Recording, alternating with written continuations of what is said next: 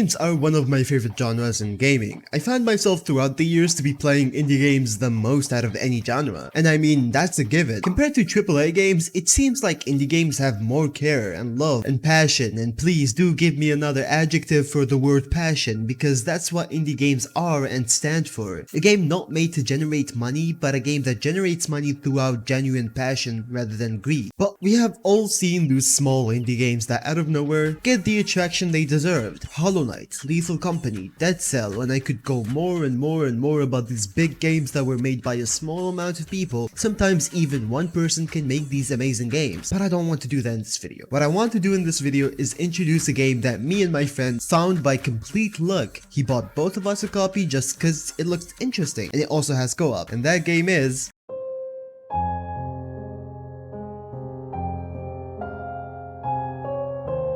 Perennial Order. Is a game released this month actually by game developers Garden Fiend Games and published by, I don't know how to pronounce this. The best way to describe this game is basically if you mixed in Fury, Hollow Knight and Dark Souls in a blender and you would get Perennial Order. But in a more understandable way, Perennial Order is a 2D boss rush Souls-like with a very captivating art style. The main thing that sold us on this game for me and my friend is, first of all, like I said, the art style is very interesting, and second of all, the whole game can be played co-op. So without further ado, let's start with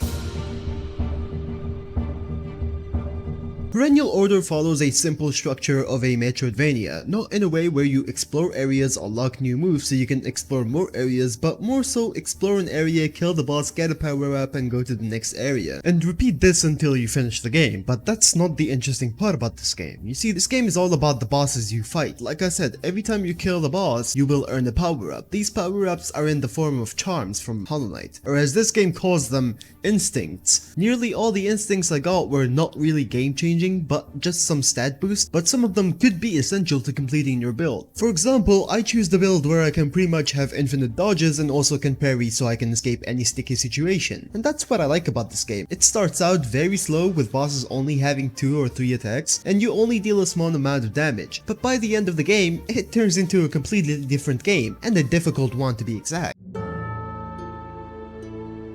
This game difficulty isn't that bad. Most of the time it's fair, you will die to some absolute bullshit moves sometimes, and sometimes you will kill a boss in the most absolute bullshit way. The difficulty in this game stems from you dying in one hit. At the start this might seem frustrating, but near the end you completely forget that you will die if you get hit once. Most bosses in this game are actually pretty good. For example, this mushroom head guy is such a fun boss where you have to perfectly parry his attacks in order to do damage. But there are some bosses that I quite don't like. For example, the Grand Master, Angaro, by the way, very good concept with him being a giant and him challenging you to play a game of chess where he cheats, but the final phase really took a lot out of me, since it turned into just RNG at the end with finicky hitboxes rather than a fun boss fight. But that's just a minor nitpick at best and a skill issue at worst. So yeah, the difficulty is mostly balanced with fun bosses and interesting obstacles. One thing I didn't really understand at all is the